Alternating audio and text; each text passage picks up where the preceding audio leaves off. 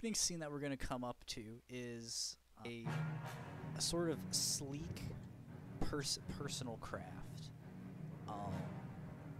that's been like it sort of is smoking off. It's been badly damaged as it actually no. Do we need to do like an intro to like Star? No, we're not going to do a whole intro to StarCraft. I'm going to assume anybody watching this can Google it and be like, it's a space thing, right? We can all agree it's a space thing. No. Space, there's people in it. It's space. Okay. Barely limping along as it is descending to land on the planet of Marsara. On this craft, we have two individuals. We have a Umojan operative by the name of Abraham Lechin, who has just completed a small mission in retrieving a ghost whose name I literally don't remember your character's last name. Sylvanas. Sylvanas. So Yeah. who has just completed a mission helping a Trichus Sylvanas escape from a Dominion Ghost Academy shortly before Trichus would have received his first memory wipe and neural inhibitor. We're going to have a brief scenario that will cover sort of how you guys have ended up in this situation. So obviously, at some point, the two of you made contact and arranged an escape plan and sort of worked together in secret to execute this sort of mission. The first thing that we're gonna do is Trichus. I want you to roll just a 1d20 for me.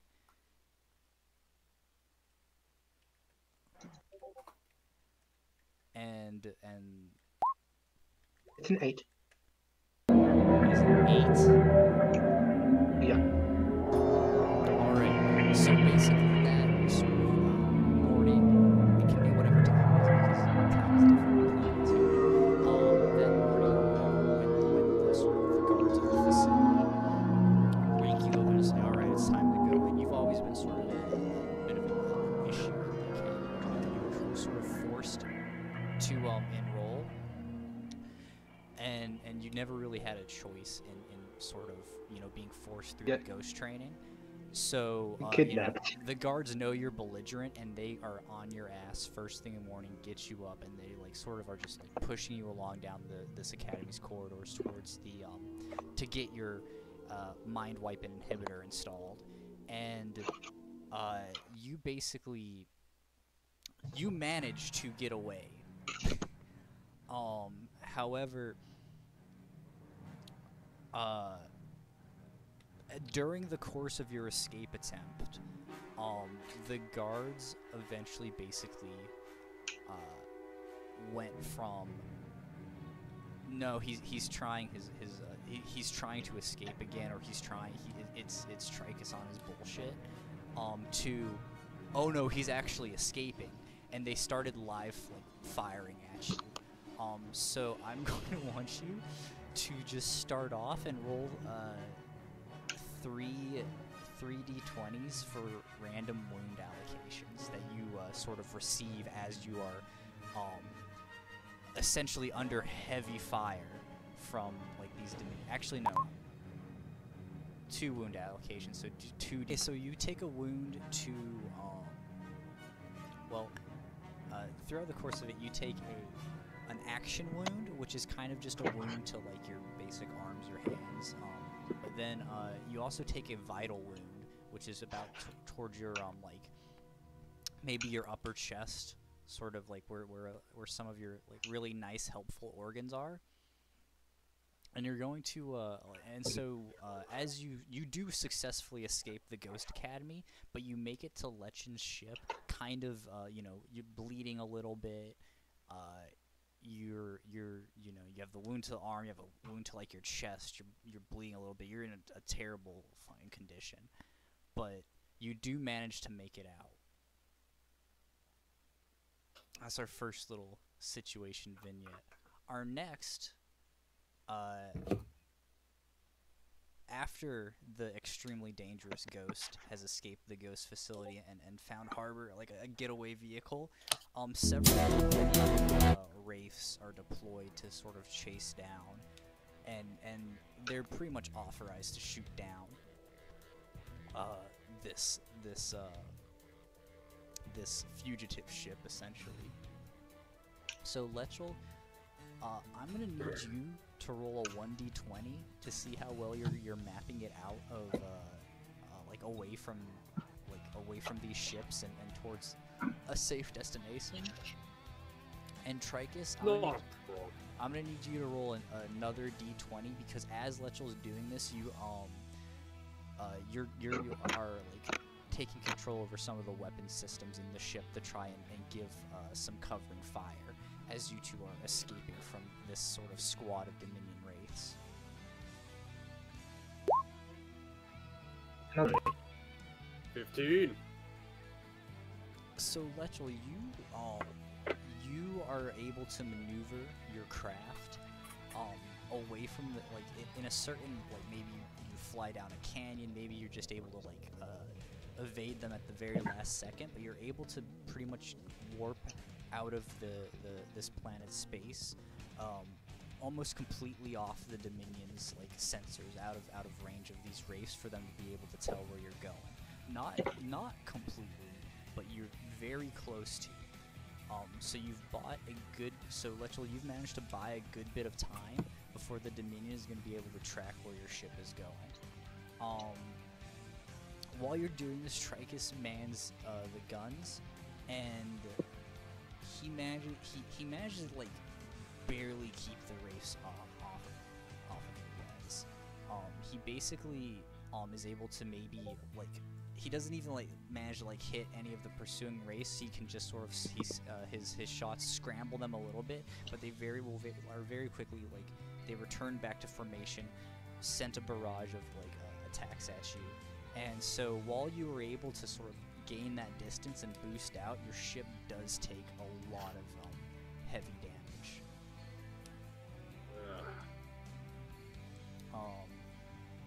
But you do manage to warp out, and your ship, when you warp out, your ship kind of hits the most remote region you can go, without your ship self-combusting and destroying itself, and that is around the Sara system. And so you're in orbit of Mar Sara, and your ship, after taking that heavy damage, is on its last legs. A lot of the systems are failing, and so you just then are going to signal down to the planet to just try and get a place to land. So if you could roll another d20 for me. Sure thing. Holy shit. I got pop-ups blocking my view. What did I roll? You rolled a 19. Good. Shit. Look, this is my job. I acquire assets. This makes perfect sense. Yeah, you do send a comm down to basically straight down onto the planet to the nearest setting. Just searching for broadcasting that you're trying to find a port to land in, and very quickly, a face pops up on the screen, and introduces himself. He basically he introduces himself as Sal Myers, and after you explain the situation and you say that you have a wounded friend on board, he basically says, "Oh yeah, come on down. We'll get you fixed up and all that." He essentially all but agrees to let you just use the stay in port for however long you want, and he doesn't plan on charging you anything. Damn straight. And so Yeah.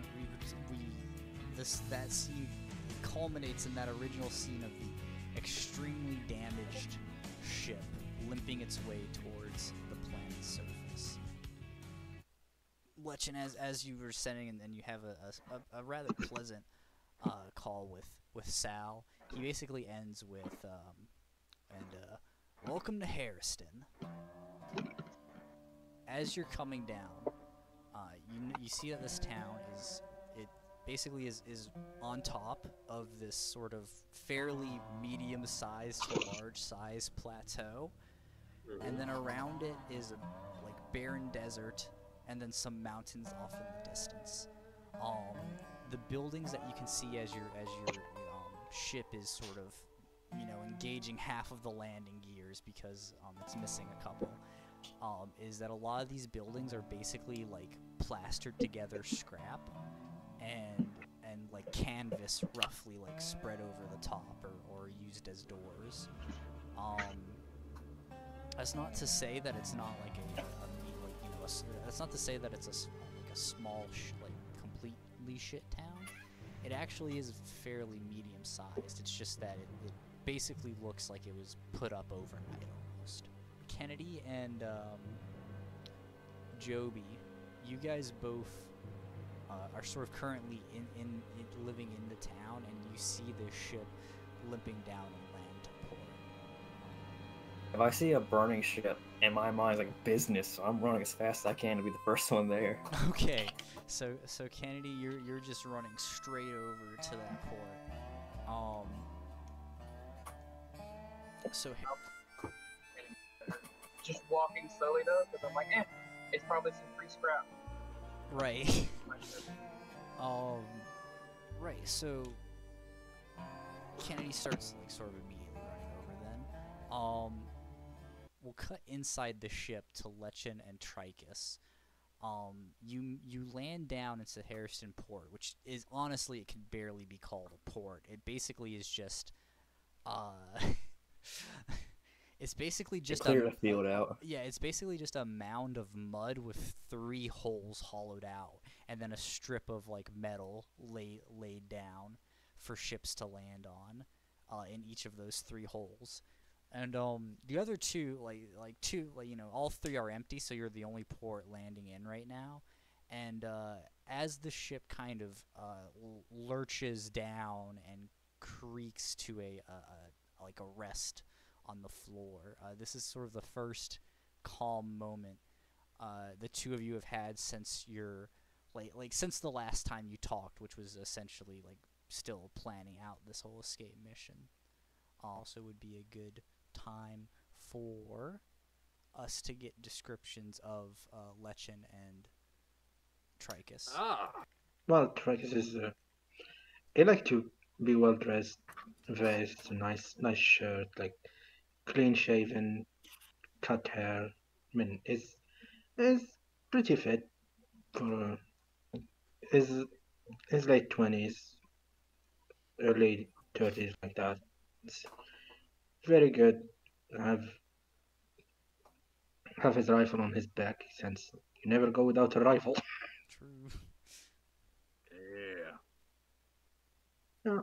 As calm, just having like dark eyes and just groaning and blood all over his nice shirt, which even making him more madder than he already is.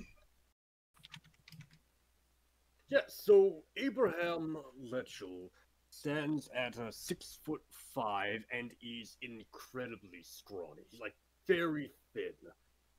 His clothes are fairly well fitted to him, but they still kind of hang off him a little bit.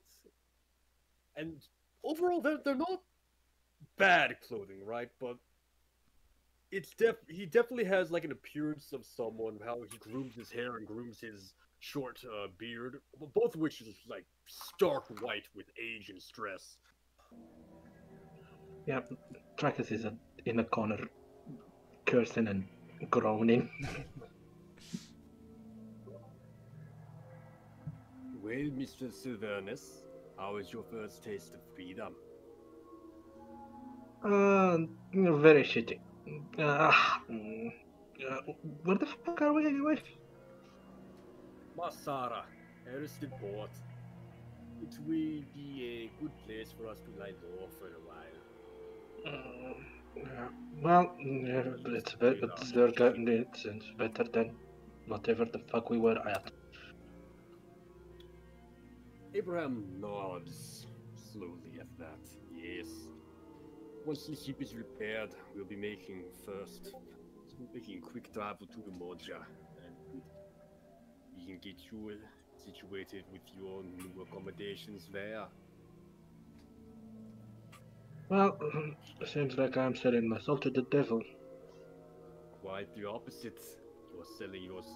We are taking your contract away from them. Well, we will see. Abraham just smiles at that. Anyway, we better have a look in town. See if we can find someone competent to actually get us to whatever we want to be. Abraham nods. First things first, we should have a look at making sure you're well and truly healed up. Not risk having any of your wounds cause you future discomfort. Oh yeah, sure. They fucking hurt like hell.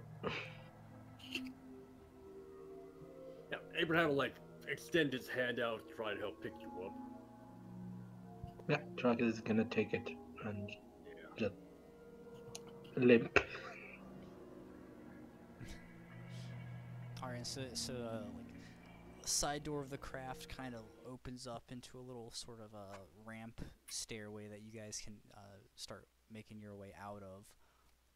As you walk out, I know I said that it essentially was like a mound of mud with three sequent holes, but sort of overlooking all of them is a small little station, and of which you can see Sal Myers kind of like reclined over and looking down through a window and like waving off to you guys. And then towards sort of the front opening entrance that would lead into town, you see I'm gonna say, as soon as they open the door, they only see me just standing there, swinging this giant wrench around like it was a sword. What? He gets bored very easily. Oh, okay. I thought you meant like you were like fencing the ship or something. No, like, what he's doing is there's like a bottle on the ground, he's kicking it up, trying to swing down on the bottle. Okay. He's just messing around. Kennedy is wearing a stealth suit, which is a all black, almost skin tight suit, and he's wearing a padded jacket, which is just kind of also matches. It's gray, matches his jacket, his suit. Mm-hmm. He's kind of just young, middle-aged-ish guy, has a scar on his eye, and he's just generally just a chill dude. He looks kind of professional, but at the moment you're like, "Hey, how are you?" He's like, "Hey, how you doing?" The moment I see them, I just kind of like, "Oh, I gotta act serious and professional." I go like, "Oh, aloha, welcome to Marsara." Aloha? I love it. There is sure is there a bunch of interesting characters around. Abraham just sort of nods and gives a very wry, thin-lipped smile.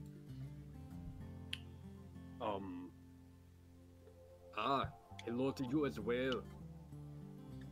Are you the portmaster of this establishment? Oh, I'm not the port master per se. I'm just more of a mechanic. I'm just kind of walk up to you, like, not. If it would be kind of hostile if anyone else didn't hear him say anything. I just like saw your ship not doing so well, so maybe you guys can hire me. I might be able to fix it. I'm the best mechanic on Marsara, well, this side of Marsara. Yeah, Abraham will like look back at this ship. Have you ever worked on a craft of this nature before? Oh, yeah, all the time. I could do it I tell you the price, and it's pretty much half the price you pay for the ship. It's the I don't most know if I paid ludicrous. for this ship. That's the thing. I don't know if I paid for this ship. Oh, you probably stole it. Well, no, I was probably didn't. given to it by my bosses. Oh, I mean, okay. He is a Yeah. He is a. It is company property. Yeah, essentially company property. I'd s- I here, probably I'm know gonna, the price I'm of gonna, this I'm ship. gonna interject here. I'm gonna say that well, we're not gonna give a specific number, but I will say, just for the fun of it, is that you kind of are roughly aware of how much this ship is worth, and when he throws out that number, you kind of can tell that he sort of gives you, what did you say, half? Half the price of what the ship's worth. Yeah, he threw out like that as the value of it. Abraham like cocks his eyebrow at that. I must admit, I'm impressed to see someone who knows ships as well as you do on this backwater. You might be of use to me. Oh, I'm really good with machines, sir. It's like my passion. Machines. The mechanic. Tricus's wounds splurt a little bit. Ah, I kind of point at him on my wrench. I'm like, healing people is not my passion, so you might want to find someone else who can do that. Yeah. I also don't want to be here with someone swinging that wrench around. Abraham smiles. That, of course. As You if- point us in the direction of the nearest medic officer. Oh, you mean Doc Mastiff? Oh, great guy. I kind of like, as I'm saying, I put my arm around you, kind of lead you. Like, unnecessarily friendly. And Abraham bristles just a split second as you do. They kind of relaxes into it and like lets you like lead him along, hands sort of clasped.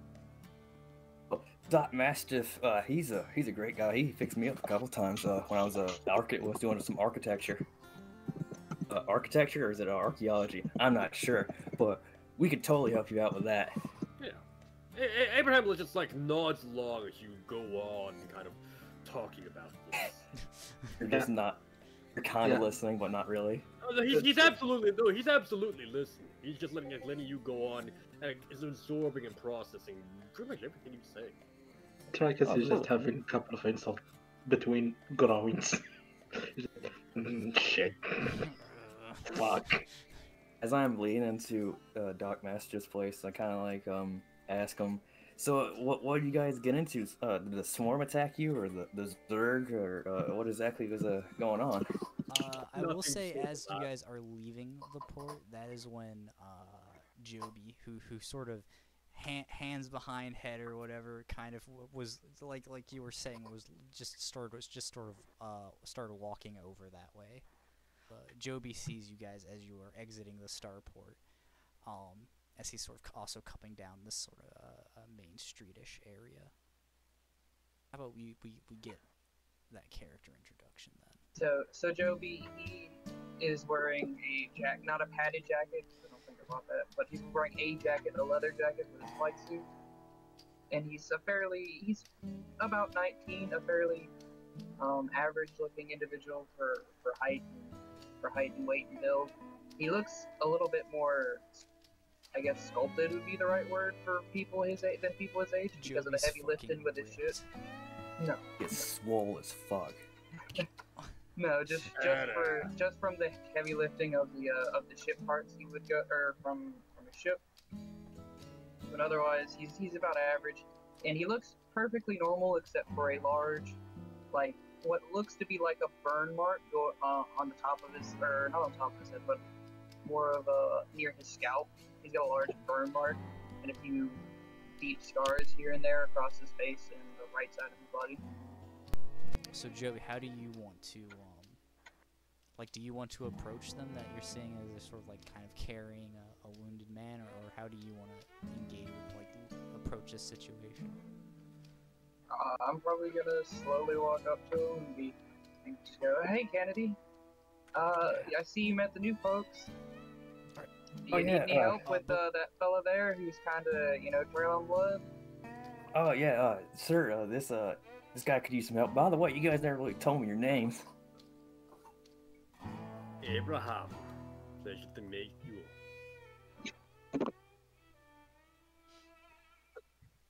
Sylvanus, anyway, can we get to this fucking doctor before I bleed out from both boredom and actual bloodlust? Don't worry about it. It's only around town or somewhere. I don't know what you people what terms you guys use, but I call it a cross now. You'll be fine. I've seen worse from more of the locals getting attacked by the Zerg around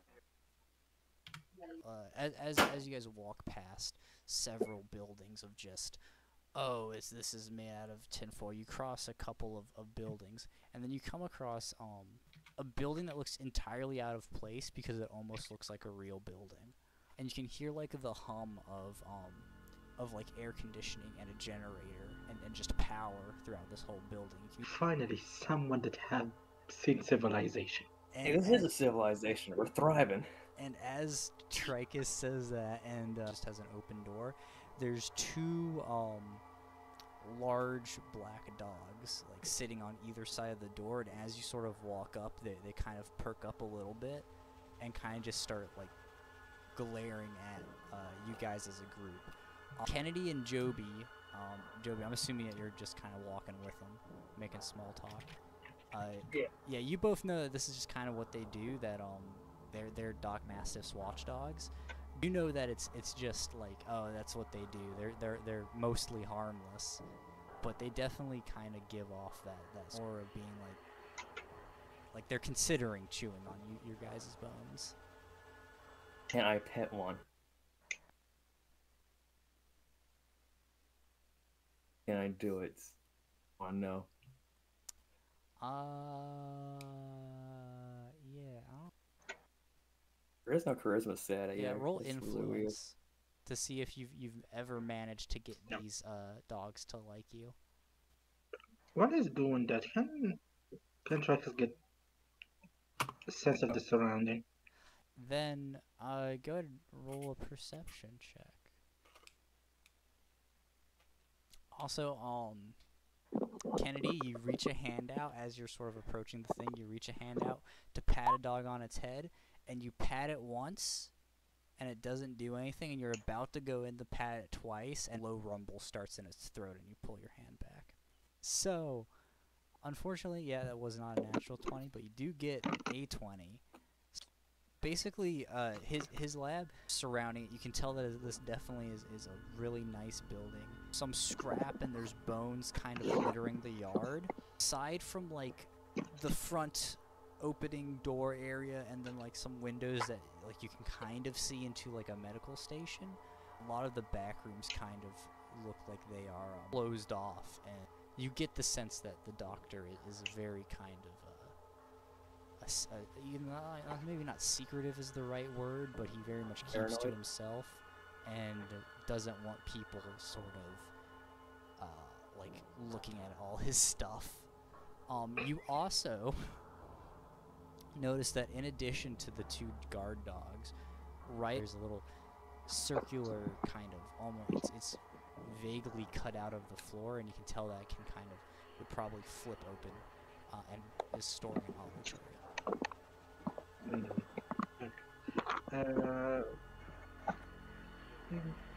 Can he use his psionic detection to see if the doctor is psionic? You don't detect any psionics coming from this laboratory area. You can't psionically feel out the layout of the building, but you can sense where like eventually further in something is kind of being like no. And just going to go to himself. Just make a mental note of what he knows. Right. So you guys all enter into the building. On the left-hand side of the door, there's a small kind of well-lit kind of like machine shop-ish area that has kind of a lot of little pieces strewn about. Maybe like some like things are have been tinkered with. You can kind of tell that the doctor has sort of that he kind of works on very like someone can bring like machines to him and he'll help fix. And then to the right hand side is more of like a medical area, and it probably is a bit disgusting that it's that, or it's not entirely sanitary that there's a medical area kind of just out in the open, but as you look over, he kind of has something on this medical table here, and he is standing over it, and you hear like some snipping noises and like the sound of like flesh being moved around and messed with. He hasn't noticed you guys have walked in yet. I expect there's machines that he's tinkering with, or was tinkering with. Yeah, you look over. It's just kind of like some commonplace stuff. Like maybe somebody's like, I don't know, like their sci-fi equivalent of a microwave broke down and they just dropped it off and was like, "Hey Doc, can you fix this up?" Hey, roll. What is there? Is there a scavenge roll? The stealth roll. All right. Well, yeah, roll stealth first. Oh, it was a natural 20. Is it really? Yeah. Yes.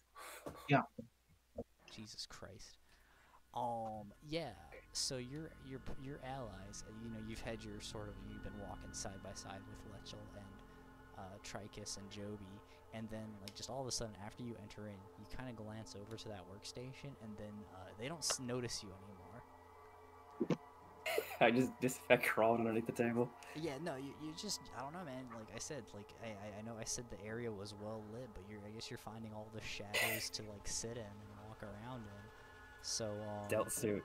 Yeah, and then if you could roll a science check for me to like as you're wading through the. Okay. So you get something for that, and I'm going to make a note of it and let you know what this means after I read the rules and find out what this means. Jeez. So you swipe some materials and like pocket them, and then what do you do next? Like do you like try to weave back into the group, because again, you got a natural 20 on the stealth check. So I take whatever I find later, and I kind of like walk. Like I was behind the group and walked right past them, and just like say, like, "What's going on, Doc?" The Doc is going to he's still messing around with this body that's on the table, and then he's just gonna be like, "Not much. What do you need?" Kind of maybe glances over his shoulder a little bit. Oh, we got some newcomers. They're very friendly, kind of like you. This guy, I don't know what's wrong. They didn't really tell me what's wrong with him, but hey, business. Yeah, Abraham will like walk up as he's introduced and like extend the shaky hand. No. Well, he has his back towards you, and Abraham, He's still working. as you sort of are walking up to extend a shaky hand, Kennedy is giving you the saying, "Oh, he just saying what you just said with the business," and Doc, like really quickly brings a cleaver up and then slams it down, and you hear like a guttural alien kind of like as the body on the table starts kind of writhing a little bit, and then he sticks his arm, as far as you can tell, pretty deep into this carcass, seems to like grab and twist something, and then the body limps lifelessly. You hear the squelching as he pulls his arm out, and then he turns around to you, Abraham, and like with an unsmiling face, he just kind of looks you dead in the eyes and goes, "What do you need?"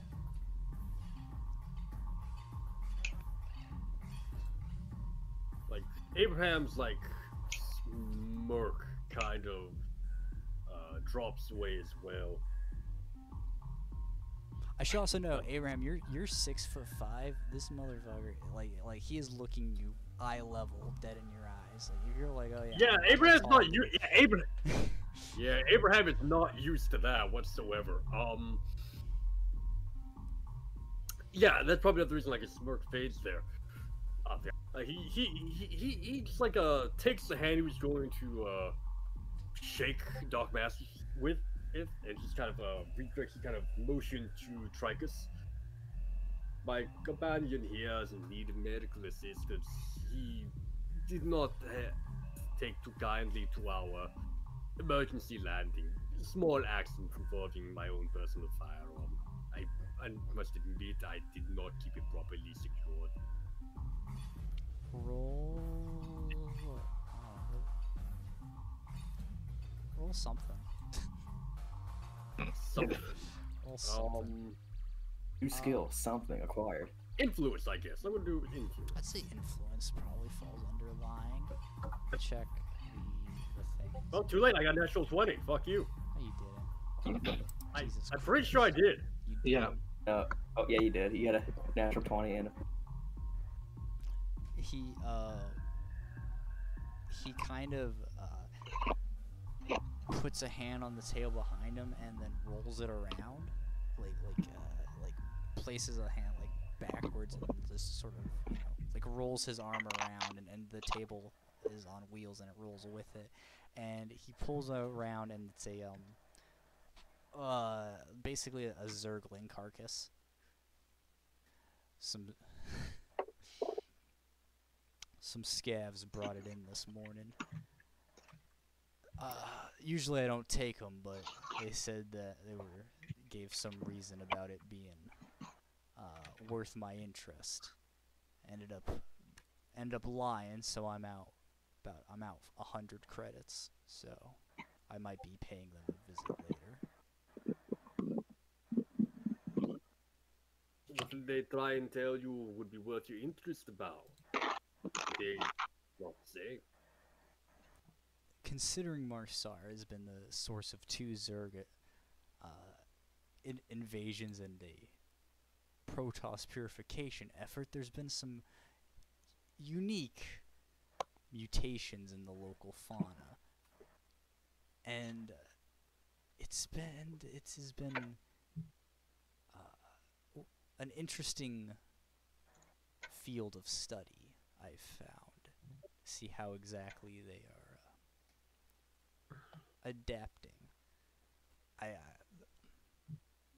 I've been theorizing that something about the planet's environment has and the sustained damage it's taken from various conflicts have caused a rogue mutation in the Zerg who have managed to live through it all.